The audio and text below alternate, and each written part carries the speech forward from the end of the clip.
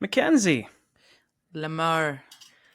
Black and White Month rolls on full steam ahead. We have Black another, and white month. yeah, BW month, B-dubs we call it. I was curious because I wanted to knock out a couple of these questions since I don't know when the next time we're going to cover some of these classics might be, but Whenever do you you want. have... Just whenever you want. You know what? Fuck it. FanJan is done. We're going more classics in January. So what I want to know is, do you have a favorite of the, like, did we cover your favorite of the bunch this month, or is there another one you wish we had done? Which one is your top? So of classics specifically, that's Yeah. that's really hard. So as I am wont to do, I have like a top 5 for everything instead of a top 1 for everything. But I will say for classics especially, it feels really hard because it's very mood dependent for me. One of my favorites is His Girl Friday that we did. Yeah. So I love that. I just love the witty repartee. That's one of my favorites. Another one we're gonna do, which is All About Eve. Mm-hmm. And that's maybe my favorite. That might be my favorite. I'll save the why for that episode, but that might be my favorite. I of course love a lot of the other classics that everybody knows, like a Casablanca and the Citizen Kane and things like that. But I love film noir. So this one that we're doing today is up there. It's not my favorite film noir, but it's up there for that genre specifically. So yeah. Well, I'm sorry in advance because this is the one we're doing today is probably my least favorite. I've already seen I watched All About Eve last week, but okay. Even before we discuss that Maltese one, I can Falcon tell you of the fave. 4, this is my least favorite. I'll get into the reason why. I think for its time, it's good, but we'll get into the reasons why. Yeah, okay, but do you have a favorite of? Well, you haven't seen that many. But I haven't seen that many like pre-1960 films, honestly. So I've seen. I think I had to watch Citizen Kane 3 times in college for different film classes. Like, it just always seemed to be on the syllabus, and I liked it.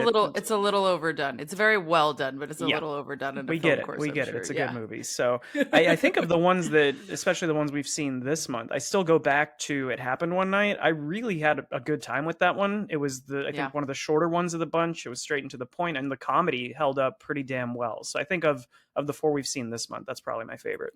That's probably your fave. Yeah, I mean, it does. It holds up, and it's very funny. I do think, like, going back to how we picked the movies this month, I think there are other ones that I could pick that you would really enjoy versus like other people liking, and I get why we did it. Like, I won't make him feel bad again. It turns out that when your friend spends 4 hours putting together a list, maybe you should look at it for more than 30. But I'm glad we're doing this because I'm glad that I am watching a noir film just to experience it. But this one tells me I don't want to see too many more of them. And I'll get into why after the okay credits. Well, I'll tell you at the end if you actually don't want to see more film noir. You know what I mean? Because it could be this one and it could be some of the other ones that I recommended to you that you might like better. Anyway, we'll get into it.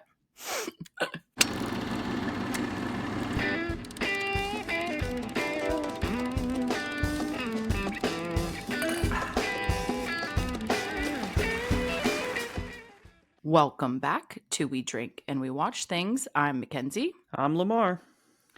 And we are continuing Classics Month, or as Lemar obviously likes to call it, Black and White Month, with the Maltese Falcon. It's always a race thing with me. Just every episode. Every episode you got to bring this shit up. No, they're not all black and white, I will say. But all the ones we're doing this month are. So we've really put Lemar through his paces. Speaking of race, you know what fucked up thought I had during this film, speaking of race, was there's a point where, and I'm not saying this is funny, but it was really messed up, where they say, what does the criminal look like? And they give the height and like what his face and like his physical description, but they don't mention race. And I'm like, oh, that's because at this time it's like, well, he's in a Hollywood movie, so obviously he's white. We don't need to point that out. Just like he's a character in a Hollywood film. So we don't need to say what race he is because obviously he's white. That was pretty dark, but what an observation and an unfortunately accurate one, but wow. Well, with all that in mind, the name of our cocktail today is going to be extra appropriate. So what are we drinking? We should call it the black and white velvet instead of just the black velvet. I know we said we weren't going to do clever names for these because they are cocktails that have been around for a really long time. But yeah, this is a black velvet, and I mean it's just like a third Guinness, and then you top it off with champagne. What kind of champagne did you use? I think it's equal parts, actually. Okay. But I actually used Prosecco, which is maybe cheating a little, and I just did the La Marca Prosecco, as I have mentioned on the pod before. Sponsor us. It's a good little Prosecco. I didn't even catch the brand that I grabbed. I just grabbed a Brut, and the recipe I saw said like a third Guinness and the rest champagne. So that's the proportions I did. But I like things a little sweeter anyway. So yeah, there you go. All right, well, cheers. Cheers.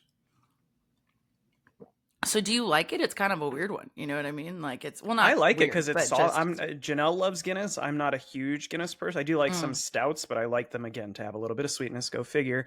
But this softens it a bit. I was actually curious about. I wanted to make sure because we keep saying we're doing classic cocktails for classic films. So I looked up the history of this drink. It was invented in 1861. So we're in the clear. Yeah. We are in the clear, and you know, as far as I'm concerned, if Bogie drank it, it's classic. So we're doing good. And apparently the reason it was created, I forget who it was, a queen's husband died, and they created this drink in his honor because they wanted to have champagne in it, but champagne is such a celebratory drink that it's like, well, we're not celebrating his death, so let's put some Guinness in there. Fuck it. And that's how it was invented. The naming is even more morbid with that in mind. I love that. But I like that the champagne, like, I like Guinness. I don't always want a Guinness. You know, it's a time of year drink for me. Actually, this is a perfect time of year. It's rainy, it's cold, all the things. But I do like to lighten it up a little bit, which is basically what this does to it. If you're curious, it kind of makes it a little bit more effervescent, a little bit more fun. So yeah, I think it's delish. Yeah, if you're going to drink stouts, winter and cold season is the time to do it. It is indeed. So we're going to dig into all the things about the Maltese Falcon. We're not going to go into a deep dive on the folks involved. I'm actually just going to go through some names essentially and do the basics so we can get to the good stuff. Can I tell you my first disappointment with this film? It's called the Maltese Falcon. No Han Solo, zero Chewbacca's. Already I was pissed off. I kept waiting for them to show up. Never happened. We overpromised with the Falcon for you. I think that's what it is. Yeah. But you know, isn't it great to know the references in these other movies? Like, all jokes aside, that's what I love about going back and watching classic films. You hear the first time somebody said something or made a joke or made a reference or something that gets referenced on and on and on in films, you know, for forever. So that's my favorite part, is like going back to the beginning and being like, oh, that's where that comes from. Or, you know, so the stuff dreams are made of. That's a quote that I've heard a million times and didn't realize it was from this film. So there you go. Yeah. There's always one or two of those, I feel like. So at least in the very popularized ones that everybody saw, it absolutely contributed to the pop culture of the time and the zeitgeist, and some of it carries on. And so I think that's really fun. So anyway, real quick, this is the Maltese Falcon, as we said, 1941, very well reviewed, 7.9 out of 10 on IMDb, which is pretty solid, and 99% for critics, which is super solid. Who's the one asshole that was like, apparently it's you. So did not have color. 0 stars. Would not watch again. Actually, I think I'm going to I'll give out really quick my worst rating I have ever given out on the pod. I'm giving 0 stars to HBO Max subtitles because they've ruined part of this. They're so bad. They're bad, and sometimes they're early. Yes. They give away. They give you like the second half of a line of dialogue, but they don't give you the first half. So you're like, I'm going to do it. And you're like, I'm waiting for the punchline to hit, and you just ruined it. You know, there's a lot of that. That's why, you know, for example, I can't watch subtitles on stand-up routines. Right. Because like you can see spoils the joke. And that's like, that is what they do. Yeah. HBO Max, figure out your subtitle game. Get your shit together. And actually, I shouldn't even call it HBO Max now. It's just Max, which was a terrible marketing decision, but sure. It was, and also maximum fail, guys. Get your shit together. So yeah, I think that this is very well reviewed on the whole, with the exception of Lamar going in and ruining the critic score. No, I'm just kidding. 91% from audiences though. So pretty like, yeah, just above 90 across the Yeah, board. I should point out now, it's not that this movie is objectively bad. It's not my style of film.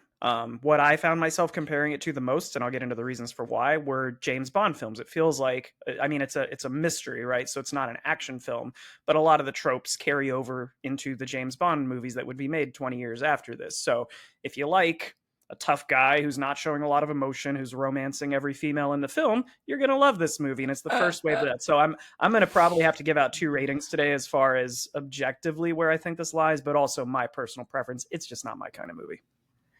Humphrey Bogart is like the OG of all those Yeah. things for sure. Yes. So the checks out. Yeah. So the director is Mr. John Huston. If you haven't heard him before, he's pretty prolific, pretty legendary in Hollywood, but this is actually his first directorial outing. So kind of exciting for him. If you know Angelica Houston, for example, this is her dad.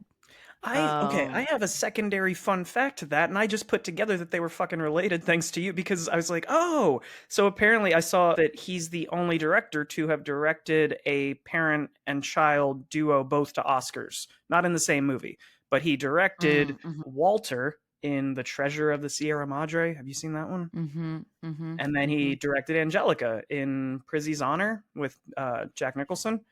And Yeah, I so, actually haven't seen Prizzy's Honor, but that's cool. but yeah, so I didn't even put together they were all related. So it's kind of makes sense why he's the only one to have ever done that. I think, Hollywood is actually one big small town, A as they say. They're lot of nepos. everybody, a lot of nepos. Everybody knows everybody. Everybody's either friends or related or cousins or brothers or something. So checks out, really. Um, we also have the source material for this is actually a novel, and so that author is Mr. Dashiell Hammett. He did actually a couple of other things, The Thin Man, Watch on the Rhine, and both of those were adapted as well. Do you know if this But this sticks to the novel? Have you ever read the novel? I Is haven't. this I okay? I I'd be don't know. curious if this follows beat for beat like the mystery of the novel, because I felt like at times this would be better to read than to see on screen. It probably doesn't. Just, I mean, in general, films don't do that. To be fair, but I agree with you. Just seeing the plot, like I feel like it was probably tweaked for film, is Yeah, what I would say. yeah. And that was done by John Huston as well. So he did the screenplay. He also was a prolific screenwriter and did that far before he was directing, actually. So he did Treasure of Sierra Madre. He wrote the screenplay for example, but a few others like Jezebel, The Asphalt Jungle, things like that. He also wrote, and then many more before that as well. So he did that long before directing, and like I said, this is his first one. And then we got, the man, the myth, the legend, Mr. Humphrey Bogart, Bogie, playing Samuel Spade. Is this your first Bogie? I have Yeah, I've questions. never seen Casablanca, so I believe this is my first one. Oh my God. There are so many problems with that statement. Like, I've never seen Casablanca. This is my first Bogie. Wow. Okay. Well, you have to see a Casablanca, obviously, which we've talked about before, but To Have and To Have Not's another big one. He's in The Big Sleep, which is great. So anyway, you got to watch all the Bogies. He's incredible. We love him. Also a member Uh of the Rat Pack. I didn't know that either. Like Humphrey Bogart was a name I had heard a million times, but in my head I couldn't picture what his face looked like. But I was not mhm, aware he was in the Rat Pack with Sinatra, and his wife actually coined the term Rat Pack. So then Frank mhm. tried to retire it after Humphrey Bogart died, and they just the media kept using it, and Frank kind of didn't love that term actually because it was like Frank his was little like, circle of he's not, friends.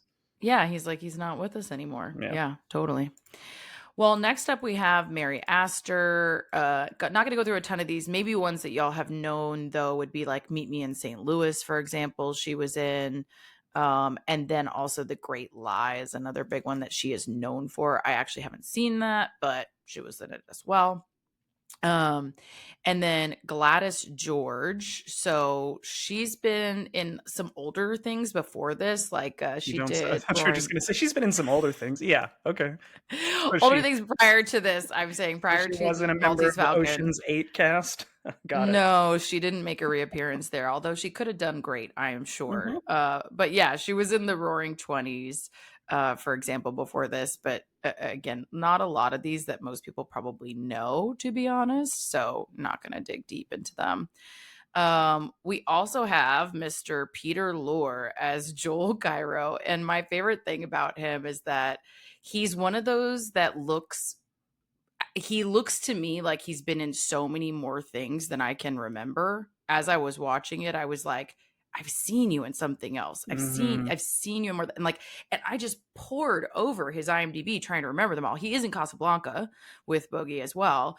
But I was like, no, that's not what I'm picturing. I feel like I've seen him. I think he's one of those who's just this ancillary character who's been in a million of these little like studio features because I couldn't even picture where I've seen him, but I feel like I've seen him a million times. So I've heard the name before. Is it Peter Lorre or Peter Lorre? Or are those two different Peter people? Lorre. Peter Lorre. Okay, okay, because I'm like maybe there's a different. I've heard this name before, and I was same thing. I Mhm. was like, have I seen him in anything? And Mhm. I had the exact thought, like going back to my earlier point, watching this of he'd make a good Bond villain. Like he feels like this is a Right. Bond movie. Like he feels like he would be that very. And it turns out he would go on to play the very first Bond villain. Granted, it wasn't a movie; it was a television series called Climax. But he played the Casino Royale part that Mads Mikkelsen played a few Mhm. years ago. So I thought that was kind of cool that like yes, he literally could be a Bond villain because he ended up being a Bond villain. Because he is one. And he's Yeah. like he's one of those two, and I had this in my notes for later, but he's one of those two where like he is a foreign actor and you insert him into any foreign Yeah. part, whether it's appropriate or not, right? So like he's one of the few that has it penetrated Hollywood and they just stick him in any slightly foreign, slightly villainish He would have role, been a which is great wrestling bad guy. Just like to go yeah, against Hulk Hogan. Like this guy's from somewhere 100%. else that's not here. Right. It's like stock footage for bad guys. Anyways, so Lee Patrick, which I don't know if you say her name last name Patrick or Patrice, but she's the right-hand man as far as I'm concerned in this film. She's Effie, and she's been in a bunch of great stuff, including Vertigo, which is one of my faves if That's you haven't seen Hitchcock, it. right? Yeah, and I think that is one that you would super like. Okay. Actually, Okay. that's a good one. Well, I think so. She's also her guy's like wingman, it seems like at the beginning when she's like, you're gonna Fuck want to yeah. see her. She's hot. Like, what I a nice know. She's like, secretary. You I should mean, definitely she's male gaze at her. I listen, I've had guy friends where I'm like, I know you're gonna be into that. Like, have a good time. You know what I mean? It's not all bad. It's just you Yeah. know their style. You know their style, what they're into. But yeah, definitely a great wingman for sure. So these are the majors. I'm gonna give you a quick plot summary, and then we want to get into some good stuff, which is San Francisco private detective Sam Spade takes on a case that involves him with three eccentric criminals, a gorgeous liar, and their Mm. quest for a priceless statuette, with the stakes rising after his partner is murdered. Dun, dun, dun. Dun dun dun.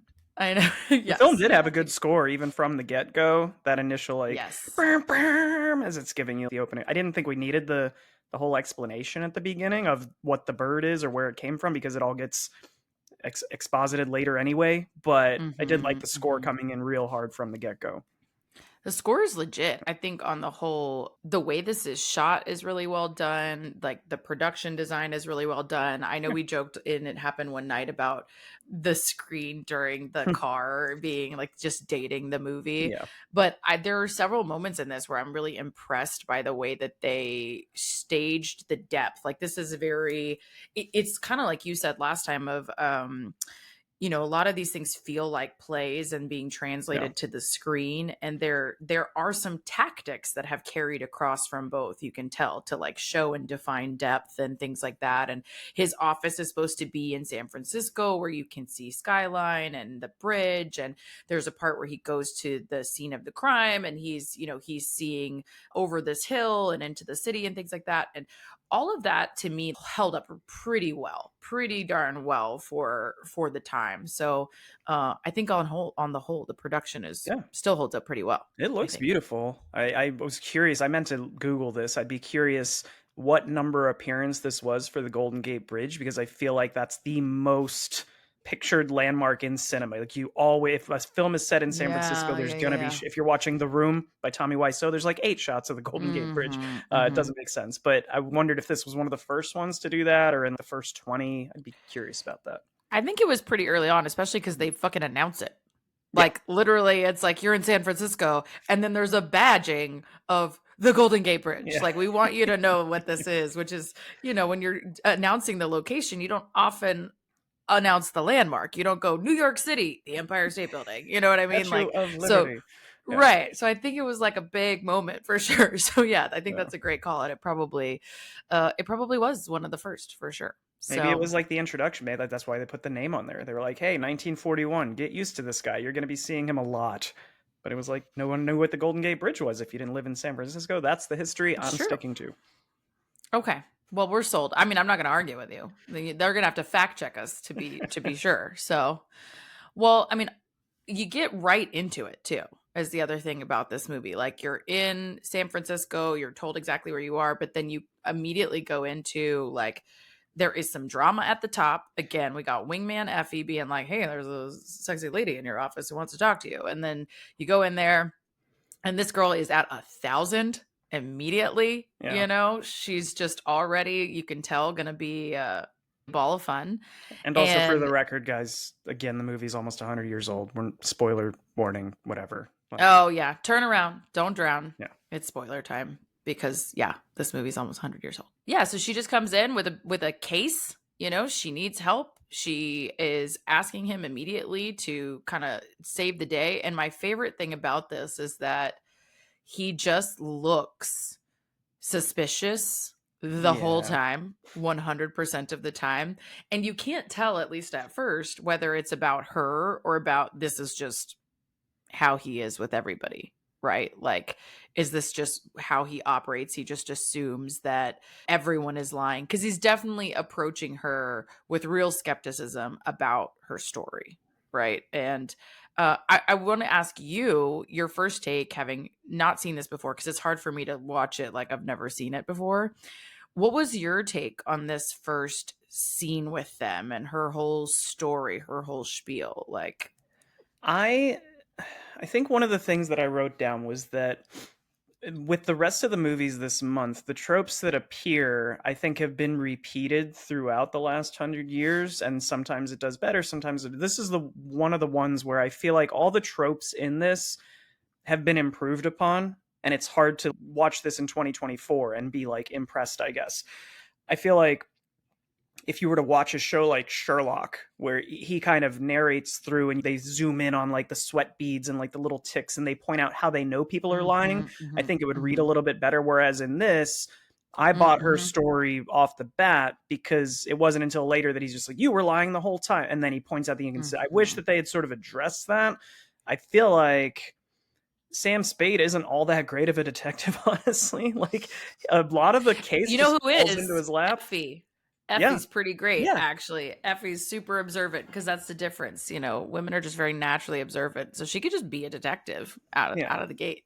I agree. If not for her, because a lot of this falls into his lap. The scene where right after this, when he goes to Archer's death scene and he's standing at the top of the hill and there's a broken fence and his body's at the bottom and he's like, "So he got shot up here and then he broke the fence and rolled down the hill. Do I have that right?" I'm like, "Yeah, but well, fucking of course." Like, he's not that good of it, I but mean, obviously.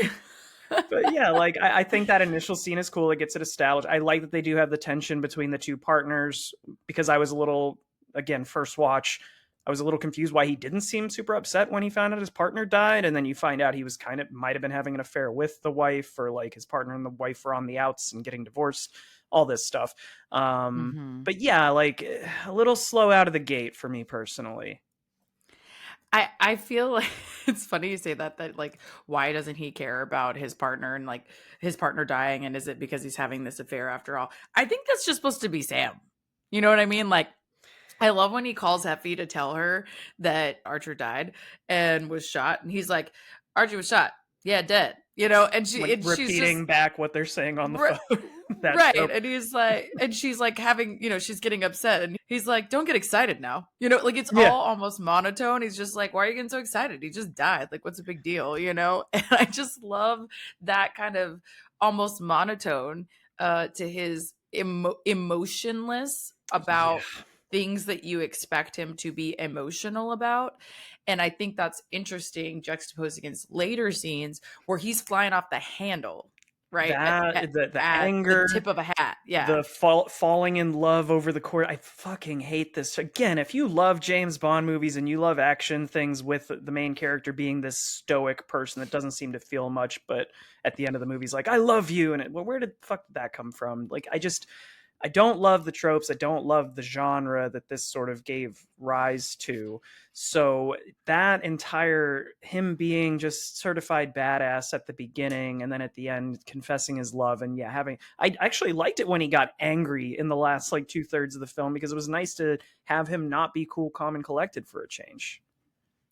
Yeah, I do like that I don't like the 0 to 60 of it all Yeah. personally. Just like I shouldn't say as a performance. I should just say like if you're watching this character as a person, you're just like, "Hey, why is this person totally emotionless in this context and then in this other context Yeah. he's going to 100?" But he does a really good job of performing it. And I think the other thing to understand about him too is that on the whole, he is pioneering this kind of Yeah. character. Like I know you're likening it to James Bond, but he's pioneering specifically the character of like a hard-boiled detective, which Yeah. is the beating heart of film noir, right? And so this feels like something we've seen over and over again, but he's kind of the template.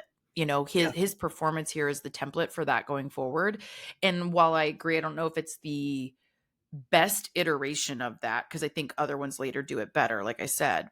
I think it's the first time we've seen someone perform this kind of character in this way. And what's interesting about him and makes him kind of engaging is that he's really morally ambiguous. Like, you don't know if you're supposed to like him. You also don't really know if you're supposed to like anybody. That's the whole, I think that's part Yeah. of the premise here is like, who are we supposed to rely on? Who are we supposed to trust? Certainly, no one feels immediately trustworthy other than Effie, right? Like Effie's the only one that we like immediately like and trust, She's at the least for real me. heroes. Yeah. She's the real fucking hero of this movie, as far as I'm concerned. And when we learn that, she's already lying to him, that O'Shaughnessy has like misrepresented her name 3 times in the 10 minutes we've seen her total, right? Mm-hmm. So she's very untrustworthy. But I think what's interesting is that his cynicism is a character in and of itself. His emotionlessness is a character in and of itself. And I think what they're trying to do when they show him kind of break out of that is show that he's human, but those are the parts that he doesn't want to expose. Like those are the parts that he doesn't want to admit. That's something cracking in him. And at least that's the way that I read it and see this type of character. And people do it, like I said, based on this template later as well, and sometimes better. But I think that's supposed to be something you're not supposed to see about him, right? Those outbursts, those emotions, him falling in love, right? Those are supposed to be the secret, intimate moments that we're privy to. Yeah, I am in full agreement with you that for the time when this came out, it's kind of revolutionary. It's giving you a character who is kind of morally ambiguous, and I think not just the spy genre or the detective genre, but you can probably say that this kind of character gave rise to the westerns and like these badass cowboy characters who have questionable morals, but at the end of the day end up doing the right thing, right? So I do completely agree. This is super influential, so I don't want to like poo-poo it too much, but I Yeah. I had a hard time, buying in at the beginning because it's like, okay, well, he's kind of. I was surprised he took the woman's money at the beginning when he's like, yeah, and then he like looks down like she didn't give him enough. She puts another bill on the table and he's like, yeah, that'll do fine. And then he might be potentially accepting bribes later in the movie. You assume he's probably got a plan, but I don't think we're kept in the loop enough. So we kind of are guessing not just about who killed who and where is the Falcon, but also like, is this a good guy? Which, first Hmm. watch, I think on rewatch, I'd appreciate it more, but first watch was a little rough. Yeah. I mean, now that you know the ins and outs, it's definitely an easier watch. I think that they do get better at that later from a storytelling perspective in film noir in general. They get better at backing into the story from something that you know as a Mhm. baseline, right? So that because this is a little bit more all over the place. You are a little bit more like, who am I supposed to, again, who am I supposed to agree with, support, whatever, trust, etc.? What is the baseline reality here? Is Sam in it for himself truly in the way that he's negotiating with these bad guys? Or is he trying to trap them and catch Mhm. this person and just presenting this one way? So yeah, I do feel like that's not clear. I feel like in some ways that could make it more interesting. And in some ways it does make it more confusing of a watch. And I think later in other film noirs, like I said, they're better at kind of giving you a framework of Yeah. like generally where it's going to go. It's still going to be mysterious, but you're going to know something about it that helps you kind of follow that tether throughout. Yeah, I the moral stuff just I do, if you're gonna again the I love you at the end is cheap. That entire final speech, I'm not jumping all the way to the end, but that last thing where he says, "I'll wait for you if you maybe you'll get 20 years and I'll wait the whole time." That falls so flat for me because at the beginning of this, it's basically stated like he was fucking his partner's wife and he kind of has feelings for his secretary too is the vibe I got of like there's something there chemistry maybe, but I don't buy him falling for this woman who's been lying to him the whole time, and that just feels cheap. And I know it's just a product of the genre again that we sort of have to buy into that, but it just fell flat with the whole wife thing too. She's sort of a red herring of like maybe she killed somebody or didn't, but I didn't need that. See, I don't read it that particular thing that way. So I don't think he has feelings for Effie at all. I think he Mm. sees Effie as like, again, his wingman. You know what I mean? Like she's an angel and she's a whatever, but she also is like the only woman, especially in this context, that he trusts, that he doesn't judge in the same way. Like you hear him talking shit about all these other women, right? Like he Yeah. has something negative to say about all these other women. So I definitely think of Effie as like a bro to him. Mm. But I agree. I think it's definitely implied that he a hoe. Like he for sure is a hoe and he makes the rounds, right? But I think that's the thing about his partner's wife as well. I don't think there's any emotionality there to that. I think she's a hoe and he a hoe and they hoed together for a hot minute. You know what I mean? And so I think the implication is that she is not loyal to him, but he's not loyal to her. Like, even when he hears her talking about, she has to inform her about the death of his partner. She's like, keep her away from me. He has no interest in talking to her at all. Certainly not engaging with her. She comes to the office and she's like, oh, won't you help me? Da, da, da, and she's like, come see me, come see me. And she's like, won't you? And he's like, when I can. We're just basically like, absolutely not. I will absolutely not be doing that. And I think he just sees her as another person that he essentially made the rounds with. He seems very unemotional about those types of connections prior to this. I think what you're supposed to get from it, I should say, which doesn't, I will agree with you, doesn't land perfect because of the way that he's playing this character as being so emotionless. But I think O'Shaughnessy is supposed to be this exception, this big exception to him having actual feelings for a person versus these other conquests, these other kind of transactions. And I think it's supposed to be because yes, she's a liar and she's lied a lot, but she eventually slowly like comes clean to him throughout and says some very self-disparaging things, right? She acknowledges that she's constantly been a liar since forever. She can't remember when she used to tell the truth, that she's not a good person, that she's done terrible things. Like, and this on screen especially is not something you would see. This just didn't, you didn't have women, one, very often being the bad guy, but Hmm. two, openly disparaging themselves and in characteristics that have been largely reserved for male figures, right? Largely reserved for masculine powers in these films, right? This is the first woman we see in a long time who's like, listen, I'm an opportunist. I'm a liar. I've done some shit. And she says it all outright. And I think that's what makes her an exception to him, because even though the partner's wife is kind of a hoe, she's putting on a performance everywhere she goes, to him Yeah. and to everyone else, right? She's pretending that she cares about him. She doesn't.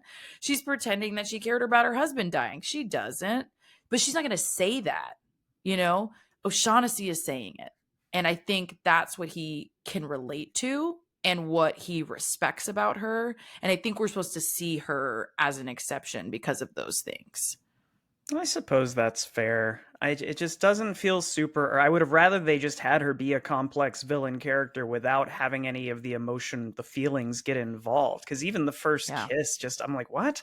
He's like, you can't. You all you've given me is money. It, You need to it earn my confidence some other way. Kiss me. What?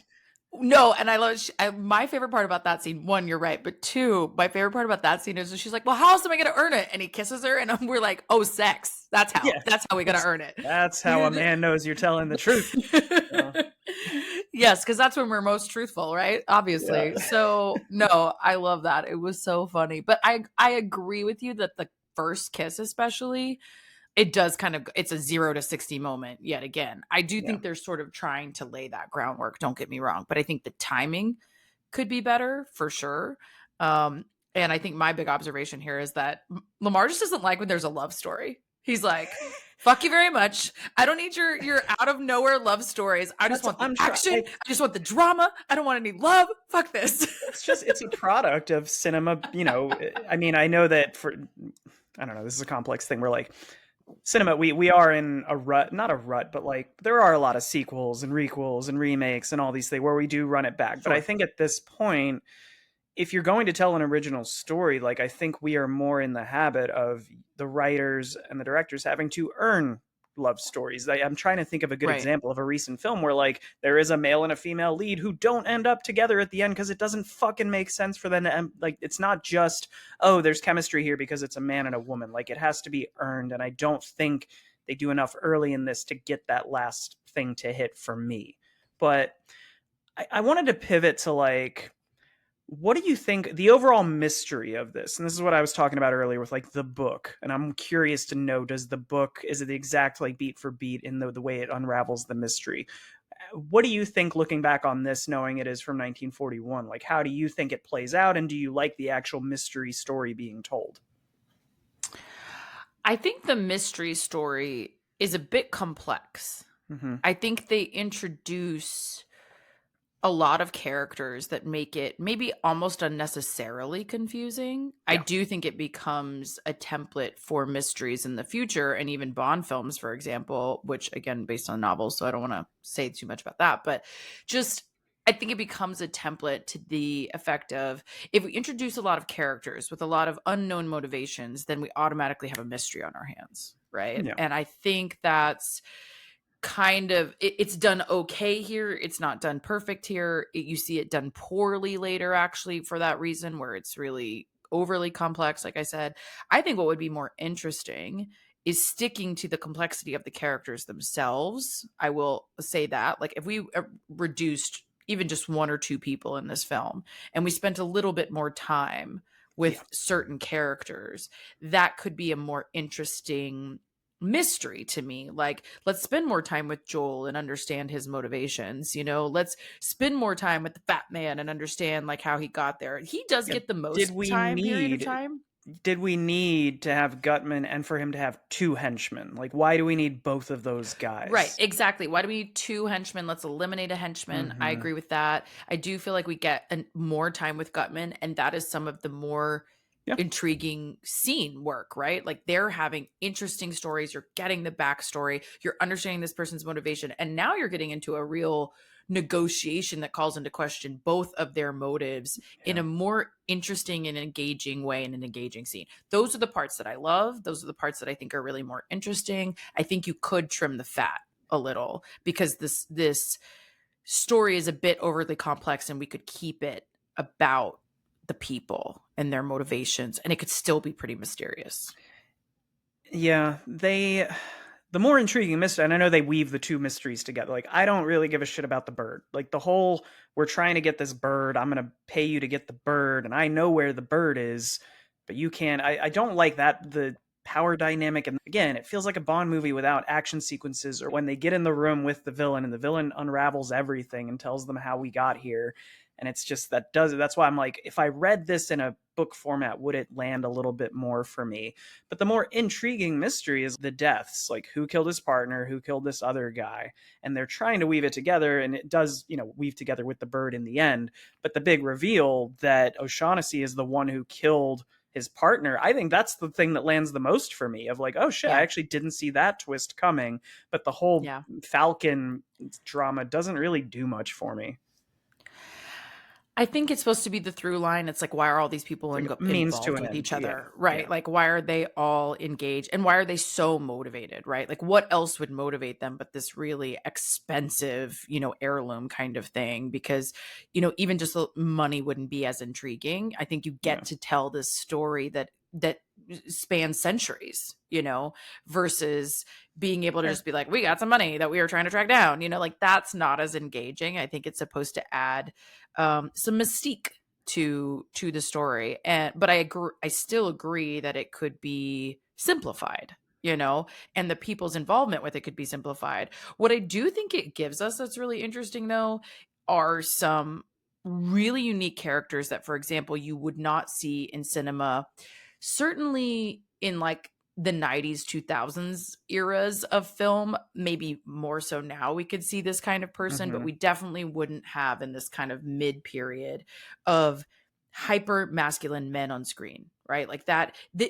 And I say that because I think it's really interesting how Bogie is supposed to be that. He's supposed to be hyper masculine and strong, but he has these very sensitive characteristics about him that appear, like simple things like giving a nose kiss, for example. Like, what the fuck was that, Bogie? There's, just things like that are like these intimate parts of him that make him a little bit more emotional than your average just blustering man, right? This blustering angry dude. And then you also have characters like one of these henchmen who's tearing up at the recurring bullying that's happening to him. I do like, And for all I've said about we don't need two henchmen, I do like how sensitive he is to he everything. is such a fucking He's like, baby. I'll And like shoot you. I'll do it. Stop bullying and me. he's just talking shit. And I love that when he stands up, the very first time he encounters him in the hotel lobby, for example, and he's like talking a lot of shit, they're about to throw down, right? And then he basically just gets the manager to kick him out and whatever. This guy's got a But gun. He should go. he should It go. was He's a armed. Fuck. different time. Fuck. I know, A right? better Let's, time, you fuck. could argue. A better time, you could argue, exactly. And so he just leaves, but he's like talking shit on the way out. But my favorite part is like he stands up and he's like kind of a short guy. He's like kind of short next to Bogie, which is not inherently a problem. But I mean, like in the comparison of the two, he's trying to be this tough guy next to this taller guy who just got kicked him out by saying a couple words, and he's very emotional about it. He's very upset that he's being kicked out. He's very upset that he continues to get bullied. He's like, I've had all I'm going to take from you, and he's cracking under the pressure of the bullying and he's tearing up. And my thing, though, is that nobody blinks. Like, yeah, they're annoyed with him and they're like, calm down, you're fine, whatever. But Gutman doesn't make a big stink out of it. He's not like, pull yourself together, man, and Humphrey is not making fun of him for being emotional. It's just interesting to me that is actually kind of accepted on film in this context, even though it's now with the modern lens that we have now, we would just be looking at that and be like, really, bro? We're crying about this. We're crying about this. Yeah, And I they mean, don't even give him shit for that. he's Sam Spade is affectionate for sure, which is something that James Bond is. James Bond sleeps with women and is like, very passionate, but I would never describe any of the Bonds as affectionate. Meanwhile, in this, yeah, he is, that the terms we sort of romanticize it now, depending on your viewpoint. You might also think it's kind of offensive, but referring to the women as angel and doll, like in that time period, was terms of affection, right? It wasn't meant to be demeaning, and now it's sort of, depending on your viewpoint, changed over time. Yeah, I like the different representations here, actually, of masculinity and femininity on screen in a way that you wouldn't really see today, and it being kind of normalized. And I think what's interesting too is that we have a lot of action films that rope in love stories and things like that, but it is, to your point, a little bit more about the passion of it than it Yeah. is like the I'm in love with you of it all. And what's implied here very differently is I'm in love with you whether I want to be or not. She's going off to jail, she's getting dragged off to jail, and he's like, I love you and I'm going to wait for you and all the things. So I think that's really interesting difference in films of this time when I watch it, notably, is that it feels like the love story itself is a little bit more about the love. a little bit like I am in love with you, and less about the passion of it, because you don't really see that on screen. You're just not seeing the passionate connection there, so to speak. Yeah, I think you're right there. Last couple things I had were just sort of, I did think some stuff aged really well. I enjoyed, there was a really pretty, you were talking very early on about sort of the cinematography. I really like that shot where it's focusing on the two partners in the very beginning and then it pans down and the shadow of the Spade and Archer glass window is like on Hmm. the ground. I think that's a really pretty shot. Yeah. Same with when it's one of the first times I think you see the I've been poisoned and now the frame it's going blurry and it's sort of doing this with the camera. I thought that was kind of a cool shot as well. Hmm. I don't know enough to know that that was the first time that was done, but I still think for its time it's a little bit Very revolutionary. cool. Yeah. Very cool. Um even some of the badass humor lands, like So fucking funny. some of it's Like, over the top, like some of the like stoic stuff. It's like, okay, we get it. He doesn't care about anything except for this girl. But I really like when he flies off the handle and he throws the glass of liquor. Like that is pretty badass. And then even the humorous times when he's being, I don't know if it's deposed, but he goes to the steno. He's giving the speech and is like, "You getting all this? Good. You're good at your job." Like that is spot, like well, just it's great. funny you say that, because that line is repeated word for word almost in Aaron Brockovich. And he basically just says, "Are Ah, you getting all this down, son, or am I going too fast for you?" And she says, "Are you getting all this down, honey, or am I going too fast for you?" It's like it's a there you go. repeat, and he's going so fast. Like, I just love the pacing of these stories Yeah. and these lines. And I love that the guy again is kind of unfazed. He's like, "Oh man, I got it. Thanks." And it's not the reaction you expect. You expect it to be, inciting some kind of response. And yeah, I agree. There's so many funny moments and lines that land. I like the ones where he's like, they're saying that he's being so harsh or clear or something about what he said, and he's like, "What do you want me to do? Learn to stutter?" Like, he's just so, and he does it like this. He's just so snarky and on it. And he's not the only one. Effie's like that too. Hmm. Effie is very responsive. She's right there with him. Bridget is not as much, but she has a couple little zingers here and there where and it's where she feels actually like the most honest on a couple of occasions too, where she just like pops it right out. And I don't know if that's an intentional choice as an actress, where when she's lying, she has to think a lot longer about what she's saying, versus when she's being authentic, it just comes right out and it's very witty. I like that. To me, it's something I like to think about and notice between the two of them. And I like also, to your point, there's some great shots in this. And there's some great lighting in this. There's great use of lighting. And I think the thing to call out for folks is like, this is all on a soundstage, right? This is all pretty much done in a studio sound setup. And they create these shots and these setups from a lighting perspective that work really well for a really dark, shadowy night, or dark, creepy office, or a bright morning waking you up, like what have you. And I think it lands really well, and it's shot really well in, Yeah. in some seemingly interesting spaces for Yeah, sure. it's a very pretty film. I don't think there was a single time. There was when he first goes to find his partner and the at the bottom of the hill, just the technology at the time. It looks really blurry. I almost thought that was green screened in at first because of how blurry, but literally that's the only shot for the whole film where I was like, "Oh, this feels a little aged," outside of the black and white obviously. But Hmm. when you mentioned sound, and I have to laugh. We know that the fights in movies do not, that's not the sounds that punches and kicks and things make, but in this, that slapping sound, especially when he does it on the guy's like Oh my god. dress shirt and jacket and it's making a physical slap sound, Yeah. and then also like the throat punch, it's just such a fake, it's like a popping paper that you would make in middle school where it's like that slappy thump noise. That's what it's making, and that just made me giggle. Well, and the throat punch is interesting because she gasps at the same time and it creates Hmm. this very weird sound. That's one that stood out to me too. And I also like the coat move where he's like pulling down the coat on him so he can get the guns out, and you're just like, in what universe does that work? And like the sound effects are crazy, and He's it's just yeah. it's so funny. Like there are very unintentionally funny moments, and then there are just like funny fun to watch looking at this older film and things like that. I really like one of my favorite lines is when he says to Effie, "You're a good man, sister."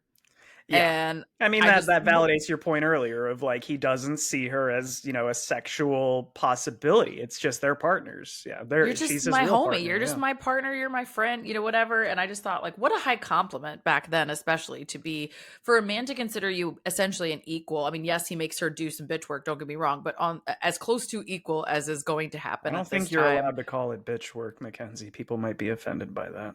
I mean, I would call it bitch work if somebody made me do it. So, Okay. but anyways, whatever. Regardless of who's doing it, it's bitch work is what we're saying. Exactly, Okay. exactly. It doesn't matter who's doing it. If I tell you to do it, it's bitch work too. You know what I mean? But she's basically getting all these, not so fun tasks, but she's also a strategic resource for him. And I like that they like bandy ideas off of each other and she's telling him her observations. And anyway, I love their partnership. It's one of my favorite things about this movie, and that she is just she's given this really high compliment, and she just rises to the occasion over and over again. So I think she's She's the funnest character in that way. she's the short round of this movie. Another series that probably took from this Yes. genre a little bit, Indiana Jones, because we've talked about those mythical objects that come into play, and that's the Yep. driving force behind it. So yeah, and then she's definitely the short round.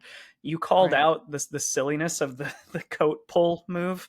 Yeah. And God, these movies, it's like I've seen it made fun of in cinema so often, but you all now to see the real thing of, like, the bad guy has a gun on me. These are the least efficient henchmen of all time, but I'm just gonna push it to the side and do the, like, exaggerated punch across the screen. Yeah. That happens, I think, twice in this. The fact that he gives Hmm. him his loaded gun back after he had him at gunpoint is like, well, we're good now. Well, Here we and I just love go. that he's like wants to search the Yeah. apartment, Well, I'm and he still lets gonna him have it search. back, and he gives it to him, and he just like laughs at the fact that he's still going to search the apartment. He's like, really, Yeah. after all that? And he just like lets him do it, which is Again, fine, but it's just like, tropes what that did you? have Yeah. improved over time is at this point the Hmm. good guy Hmm. would take the bullets out of the gun and give them back, and, like, then the guy would try to pull it. Oh, I took the bullets out. That would be improved upon, whereas there's multiple times in this where people have guns on them, they do the little fake punch thingy, he gets the best of them, and it's 1941. What are you going to do? What are you gonna do? What are you gonna do? Why did they I leave think him? Sorry, why did they leave him no, go ahead. alive? They poison him, but they are willing to set a boat on fire and kill multiple people, but they're not willing to shoot this detect. They end up spending it. That was confusing to me. Well, I think the implication is that there weren't actually that many people on the boat. That was more about They like said everybody destroying got off. evidence. Yeah. Yeah, everybody Okay. got off. That was more about destroying evidence. I don't think they want to kill people mostly to not call attention to themselves. And I think for him, it is definitely about calling attention to him. He's a private detective. His partner has just died. They know he's in the middle of this investigation and has been speaking to police. He's made it clear that he's motivated by any number of things, right? He could be willing to turn them in, he could be willing to get the money, he could be, whatever. There are millions of possibilities for him. So I think for them it's safer to just remove him from the scenario, albeit not permanently, right? Like buy them some time and just get him out of the picture if they can without having to kill him and draw attention to what they're doing, I think is the point there. Okay. And, like, some of the reveals do make more sense by the end of, like, who killed Yeah. who. So yeah, they're trying to, now that we know they didn't kill his partner, it makes a little more sense that they're just killing folks that are involved with this. But just to go back to one of the things, I don't love the scene where they're like, well, now we're just going to sit in this room together, all of us, overnight. It feels like it's happening in real fucking time because it's like a 15-minute scene. And it just doesn't feel like, because of all the stuff I just said about, we never feel like there's any stakes because none of our primary cast are being, I mean, he points out, you can't kill me, you can't torture me, which takes a lot of the tension out for me watching that scene. And then they do the whole, well, I'm going to ask you about all these people that this guy killed so that we can, and I guess it's to produce sort of patsy for the rest of them to get them out of trouble. But I don't love the 15-minute scene where we're just explaining everything that's happened to this point in the movie. See, I think it can be done better as far as how it's presented, but I think it's important. I think it's important in that it's connecting a lot of dots, Yeah. for people and for the viewer. But yeah, I agree. I think there's better ways to do it. And in fact, not exactly the same way, but what we're going to talk about next week and All About Eve, I think that's just one example of one that does it better, of like trying to help you connect some dots that you didn't know were there in a different way that is not so, straight on of, Yeah. here's exactly what happened and here's why and blah blah blah. If anything, it makes me want to read the book, because I think a good mystery story, if that's what we're calling this, it interweaves Yeah. throughout. And I think if it had been told better in the first half to 2/3 of this, the ending would ring better. I look at something like Knives Out, and I think that's a movie where, yes, everything that happened, and you get the whole catch up for like a 5-minute scene at the end of here's everything that Yeah. happened. And they show you scenes you didn't Yeah. see before, ties everything together. But they had done such a great job of setting all those mysteries up. Whereas in this, it's like, okay, there's a bird. We might have it. We don't. This person died, but now let's, in the last 10 minutes, explain everything that had. It just doesn't connect the dots, even though that's what it's trying to do for me. I could see that. I think it's I think you have to kind of take some work on and interpret some folks and their motivation there for it to like mean more. I think what does kind of bring it together to me more at the end is more about like, if you think about this last line that he has, he's turning her in. He's decided like he is a very principled man, right? We are kind of unsure about, he again is very morally ambiguous throughout. You're not really sure what he's in it for or who he's in it for, and his blustering to the cops and then to these bad guys and what have you lends you to think you have no idea what he's going to go for at the end, right? And ultimately he turns her in. He is out for making sure that the murder of his partner is caught. He is willing to turn in this thing that is the impetus for all of this. And I like his line where he says, this, they ask him what it is, and he says, well, this is the stuff that dreams are made of. And it's kind of Good this line. It's a great line in and of itself, but two, it's a repeat, right? It's from Shakespeare. And I love that callback to, this fantasy being the stuff that dreams are made of, right? It's this was all a dream, this was all a fantasy. Whether this idol was real or not, like, it has driven all this action, it has driven all this forward, and it's all kind of based on this dream and this fake story. And it's this very, I think, punchy, sarcastic line that's subtle, and I think a great way to close out this story that's been kind of about those things.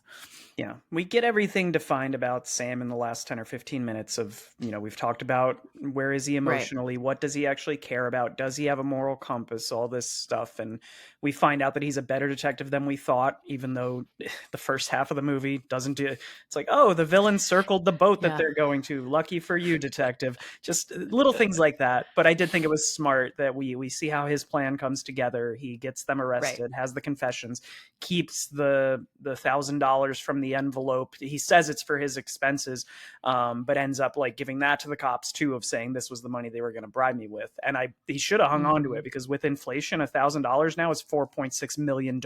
Fuck yeah. But I do think that it ties it together. And like the character of Sam, did they make more? I know that Bogart did a bunch of noir films, but did they reuse the character of Sam Spade again? No. Okay, because it feels like a Bond where they could have just run this back again and again, but I guess maybe source material prevented that. Yeah, I mean, the idea of sequence thrillers is definitely like a late 50s, early 60s thing. Okay. At this point, you're cranking out film noir that's just like one new character after the next, and definitely most of them are based in murder, but a lot of them are about like theft and things like this. This is one of the first ones that has that combo of both, and so it kind of creates this template of like, go be free, do an art heist one, do a murder one, what have you. And so you see a lot Bogart's more in a lot of them, and I hope, yeah, okay, see, yeah. I was gonna say, you see a lot more of Bogie being basically a similar character. They always have alliterative names. He's like, no, Petey they Pistol. don't. But they're Jimmy also Thompson. they are. I will say too, the reason they're enjoyable is they are different enough. But I just mean, you see the influence of this character, and also to clarify too, you see more folks that are not Bogie playing this person, right? This type of character. So it becomes it's very much a trope that is being reused over and over again, kind of during this period, during the film noir period. But there are people, like I said, who do it really well, and there are those that don't do it as well. So to that end, one, I would love to hear your rating, and two, I would love to hear, like, from a film noir standpoint, what are the reasons you think you don't like the genre potentially? It's all going to tie back, and I'm not trying to oversimplify this and just say, oh, it's James Bond. That's not what I'm trying. But I've never even been a Bond fan. But I don't know which books came out first. But I think that the movie character, the movie version, borrows from this genre pretty heavily, just based on what I've seen. Very limited scope. But I've just never been a fan of like the tough guy, nothing to lose. There's never any stakes because you know he's going to survive every movie. You have these interesting villains, but they kind of feel, to what we were talking about, they feel like wrestling characters. It feels like, okay, they have to have like a thing about them that makes them a different villain just to mix it up. You have 2 to 3 women every movie that the main character wants to sleep with. I've never been a fan of that genre specifically. So watching this, I was like, this is just the early stages of movies that I didn't end up being a fan of. So it's very personal. Like I'm not going to say it's nothing personal. It's Yeah. absolutely personal because I see how people can Yeah. enjoy this, and I see for its time, it's revolutionary. So if I were to rate it on an objective scale of how good would this be to someone else who does like that genre, it's probably like a 7.5 and 8. I think it's, Yeah. people would like this. On a personal level, I'm gonna give it like a 5.5. It was watchable, but I don't really love the genre, so I don't want to sit down and watch this again. Wow, that's so low. That's so much lower than I thought. Oh my god, I'm trying not to cry. I love film noir, as is clear. I will say again, I don't think this is the best entry. I think this is one of the most well-known entries, What partially would because you it's one of the recommend? Like if I first. were gonna give a second one a chance from this era-ish, which one would you suggest? I mean, it sounds like a big part of your complaint is more about the like blustering guy who doesn't have feelings and like, these kinds of things that you get kind of roped up in this character rather than the mystery is my takeaway from what you're saying. I think The Lady Vanishes predates Okay. this actually. That's 1938. I'm gonna write that 37, something down. like The that. Lady That's a Vanishes. Hitchcock. Well, that was on the list that I sent you. So basically look at the list that I sent you. Oh, I I threw didn't in read the I list. Oh my god. It's okay, guys. We're not gonna fight again. It's fine. It's fine. No, there are a few on there specifically that do this better. And this is one of the ones, to your point, that I threw in because it is more well known. But like Double Indemnity, I think does this better. Okay. And I think and that's like a Billy Wilder film. So like Billy Wilder is a very well-known famous director in this genre as well. Lots of things Hitchcock are repetitive in motion, but some of them are excellently well done. Lady Vanishes is one of them. Okay.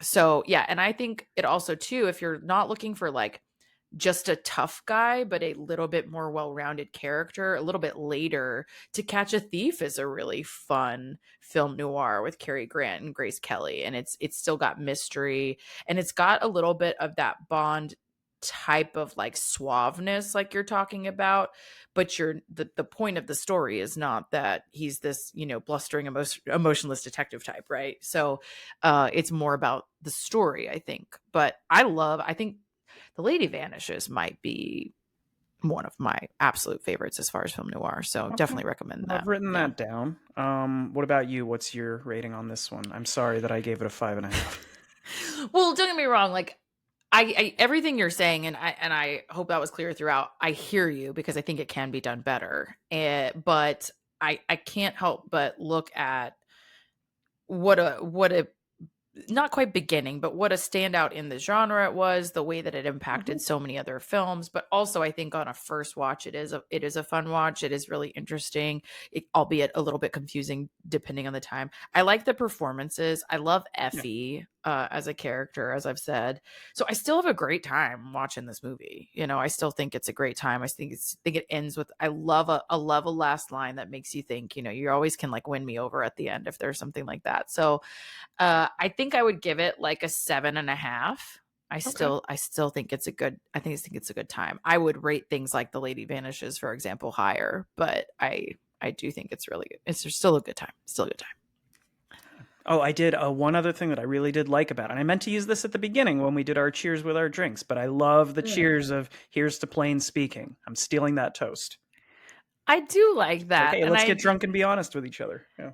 Yeah, let's just get drunk. And he's such a straight shooter. I do like that about him. You know, I like that he's just so direct and straight shooter. And I mean, you don't quite know what his motivation is, but he's also not like actively lying, if that makes sense. So Yeah. yeah, I find him interesting. But yeah, well, thanks for hanging in. Since apparently this was not your favorite, we are gonna wrap things up next week from a classics perspective, at least for the time being, until I can coerce Lemar into watching more of these. But we're gonna round things out with, like I said at the top, one of my faves, which is All About Eve. If you haven't seen it, check it out. I don't know if it's rentable, but I enjoyed it more than this one. So if you're like, oh, well, I don't want to like, what I a haven't seen rave fucking review, by the way. It was better than this one that I didn't of like. the 4 that we've done this month, this was my least favorite. And still, it's a 5.5. I'm not saying it's not a Right. bad movie. It's just not my cup of tea. It's not a straight up not watch, so there's that. Right. I think Yeah. we can take that away from it. Just All don't right. do it on Max if you want to use subtitles. Oh God, truly. Like, it was so bad. Okay. But for those of us who are like arguably hard of hearing when there's a movie on, it's very hard not to use subtitles. So yes, Max, get your shit together. But in the meantime, follow us on our socials. Instagram, we are kicking FanJan off again next month. So if you're not already following us on Instagram, you have a chance to vote on which movies you want us to do in January. So keep an eye out for that. We're also one of the few times we'll listen to you, you know, like once a year. We don't give a shit we'll about throw you a bone, you know. We already know that I don't read Mackenzie's list, so I definitely don't read your guys' for list. real though. You know what I'm gonna do, guys? I'm gonna throw it in on Instagram for y'all. Maybe you guys will read it and watch it, because it took fucking work, and I would love somebody to actually read it. And aside from that, yeah, keep watching, keep listening, YouTube, Spotify. If you're not already following, subscribe. That definitely helps us. And yeah, let us know more of what you want outside of FanJan. What do you guys want to hear? Absolutely. Love it. All right. But for now, go have a drink and watch a thing. Cheers. Cheers. And drink this surprisingly good drink. Yeah, good call at Craft World. Tasty. Yeah. Shout out.